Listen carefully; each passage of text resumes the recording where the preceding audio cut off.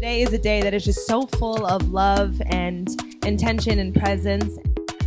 February is Black History Month. We know that it is every single month of the year. Thank you, everybody who showed up this morning just to come out here to commemorate and celebrate Black History Month.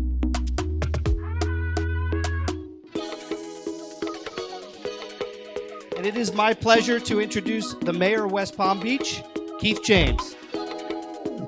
I'm going to read a book called Jazz for Lunch, and it is written by Jared Dapier. I just want to thank everyone for coming out. We are just so grateful for your support today. We're so grateful and honored that we were gifted with the opportunity to facilitate this gorgeous conversation on this really important day of this really important month.